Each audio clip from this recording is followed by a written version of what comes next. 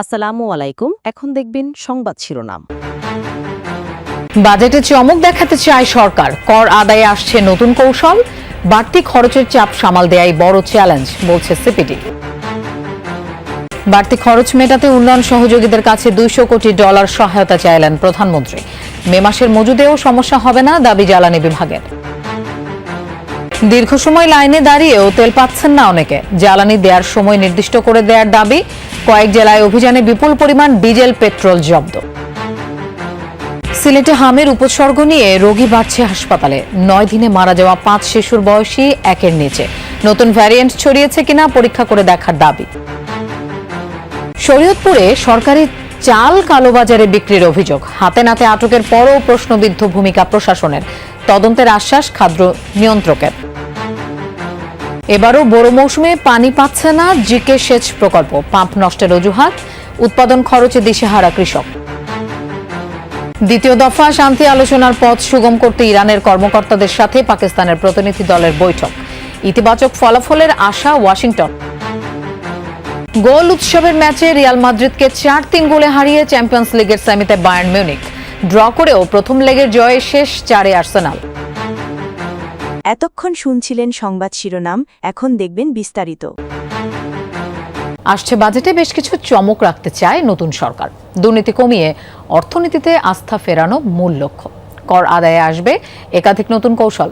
সব নাগরিককে আনা হবে ব্যাংক অ্যাকাউন্টের আওতায়। প্রধানমন্ত্রীর অর্থ উপদেষ্টা জানালেন, 2034 সালের মধ্যে $1 ট্রিলিয়ন অর্থনীতি হবার চেষ্টা চলছে জোরে সোরে। ফেব্রুয়ারিতে দায়িত্ব নেওয়ার পর নতুন বাজেট প্রণয়নে 3 মাস সময় পেল প্রধানমন্ত্রী তারেক রহমানের সরকার। এর আগে থেকেই অর্থনীতিতে বিশাল সব সংকট, লক্ষ্যের ধারে কাছে নেই রাজস্ব আদায়, মধ্যপ্রাচ্যে যুদ্ধের কারণে জ্বালানি ব্যয় আর বিদ্যুতে ভর্তুকি নিয়ে বড় মাথা ব্যথা, কমছে না নিত্যপণ্যের দাম। এ অবস্থায় নতুন বাজেট আকারে ছোট হবে নানা মহলে এমন আলোচনা ছিল, কিন্তু হচ্ছে তার উল্টো। আগের চেয়ে 14% বাড়িয়ে সংসদে 9 লাখ কোটি টাকার বাজেট পেশ করতে পারে নতুন সরকার, যার 6.5 লাখ কোটি আদায় করতে হবে রাজস্ব বিভাগকে। জিডিপির প্রবৃদ্ধির লক্ষ্য 6.5%, 7 ভাগে নামিয়ে আনা হবে মূল্যস্ফীতি। অর্থের সংকট থাকলেও উন্নয়ন প্রকল্পের জন্য বরাদ্দ প্রায় 3 লাখ কোটি টাকা। বাজেটের 67 ভাগ ব্যয় হতে পারে পরিচালনায়। বাংলাদেশের অর্থনৈতিক স্থিতিশীলতা রক্ষা ও জ্বালানি চাহিদা মেটাতে উন্নয়ন অংশীদারদের কাছে $2 বিলিয়ন সহযোগিতা চেয়েছেন প্রধানমন্ত্রী তারেক রহমান।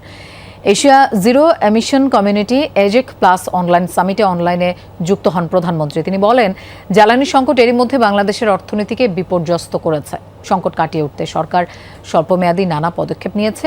ঝুঁকিপূর্ণ দেশগুলোর জন্য অবিলম্বে সহায়তা প্রদান, সম্মিলিত কর্মসূচির শীর্ষে রাখার আহ্বান জানান তারেক রহমান। এশীয় দেশগুলোর সহযোগিতামূলক জোট এজেক প্লাসের অনলাইন সম্মেলন অংশ নেন Bangladesh, Bharat, Sri Lanka, Philippines, Malaysia, Singapore, Thailand, Vietnam, Australia ও ইন্দোনেশিয়া সহ বেশ কিছু দেশের সরকার ও রাষ্ট্রপ্রধানরা ছিলেন। ইন্টারন্যাশনাল এনার্জি এজেন্সি ও এশিয়া উন্নয়ন ব্যাংকের প্রতিনিধিরা। জাতীয় সংসদ ভবন থেকে অনলাইনে যুক্ত হয়ে জ্বালানির কারণে দেশের অর্থনৈতিক চাপ তুলে ধরেন প্রধানমন্ত্রী তারেক রহমান। সংকট উত্তরণে সরকারের নেয়া স্বল্প মেয়াদী বিভিন্ন পদক্ষেপের কথা বিশ্ব নেতাদের জানান তিনি। The energy crisis has already disrupted Bangladesh's economy. রাজধানীর ফিলিং স্টেশনগুলোতে জ্বালানি তেল নিতে যানবাহনের দীর্ঘ সারিই বলে দিচ্ছে প্রকট আকার ধারণ করেছে সংকট। ঢাকার বিভিন্ন এলাকায় ভোর থেকেই পেট্রোল পাম্পগুলোতে বরাবরের মতোই দেখা গেছে যানবাহনের দীর্ঘ সারি। বিভিন্ন যানের চালক মালিকরা ঘন্টার পর ঘন্টা অপেক্ষা করছেন জ্বালানি পাওয়ার আশায়। জ্বালানি নিতে আসা অনেকেই জানালেন, আগের রাতে পাম্প বন্ধ থাকায় তেল নিতে পারেননি তারা, তাই রাতভর পাম্পের সামনে অপেক্ষা করে সকালে সিরিয়ালের প্রথম দিকে থাকার চেষ্টা করছেন, কিন্তু তাতেও মিলছে না নিশ্চয়তা। তেল সরবরাহ নিয়ে স্পষ্ট কোনো তথ্য না থাকায় ভোগান্তি আরও বেড়েছে। যান চালকদের অভিযোগ, সকাল হলেই ভিআইপি সিরিয়াল নামে আলাদা একটি লাইন তৈরি হয়, এতে ক্ষুব্ধ সাধারণ লাইনে দাঁড়িয়ে থাকা মানুষরা। তবে পাম্প কর্তৃপক্ষ এই অভিযোগ অস্বীকার করেছে। জ্বালানি সংকট দ্রুত নিরসনে কার্যকর পদক্ষেপ গ্রহণের পাশাপাশি কোথায় কখন কতটুকু তেল সরবরাহ করা হচ্ছে এ সংক্রান্ত তথ্য স্বচ্ছভাবে প্রকাশের দাবি জানিয়েছেন ভুক্তভোগীরা। এদিকে পাম্পগুলোর সামনে দীর্ঘ গাড়ির সারি, ফলে সড়কে দেখা দিচ্ছে যানজট। সিলেটে হামের উপসর্গ নিয়ে হাসপাতালে ভর্তি রোগীর সংখ্যা বাড়ছে ক্রমশ। গেল 9 দিনে মারা গেছে 5 শিশু, যাদের সবার বয়সী 1 বছরের কম।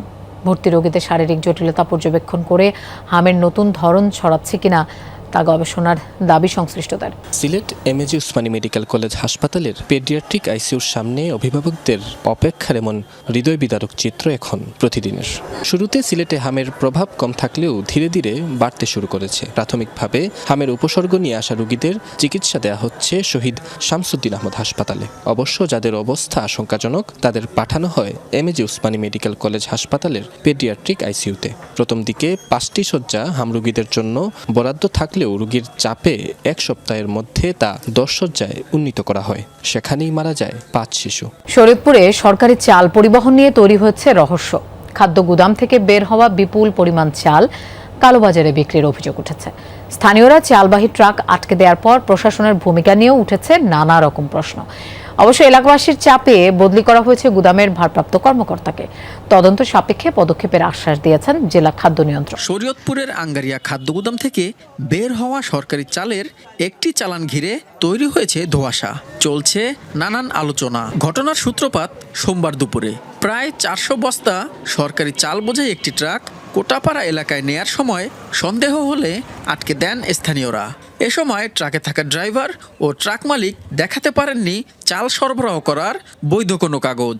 স্কেল করার পর তারপর রুদ্রকাজ যাবে এই পর্যন্ত আমার টিপ নামাই দেয় আমার ভাড়া দিবে, আমি এই পর্যন্তই জানি। কই পাঠাইবে সেটা হেরাও জানে, ঠিক আছে, আমার দ্বারা কোনো কাগজপত্র দেয় না। পাম্প নষ্টের অজুহাতে বোরোর ভরা মৌসুমে পানি দিচ্ছে না গঙ্গা কপোতাক্ষ সেচ প্রকল্প। এতে উৎপাদন খরচ বাড়ায় দিশেহারা ঝিনাইদহের হাজার হাজার কৃষক। পানি উন্নয়ন বোর্ড বলছে কুষ্টিয়ার 3টি পাম্পের মধ্যে 2টোই নষ্ট হওয়ায় ঝিনাইদহ ও মাগুরায় পানি সরবরাহ বন্ধ। দ্রুত মেরামত করে সমস্যার সমাধানের আশ্বাস দিয়েছেন তারা। ঝিনাইদহের হরিণাকুণ্ড উপজেলার 7 ব্রিজ এলাকার গঙ্গা কপোতাক্ষ সেচ প্রকল্পের প্রধান খাল এটি।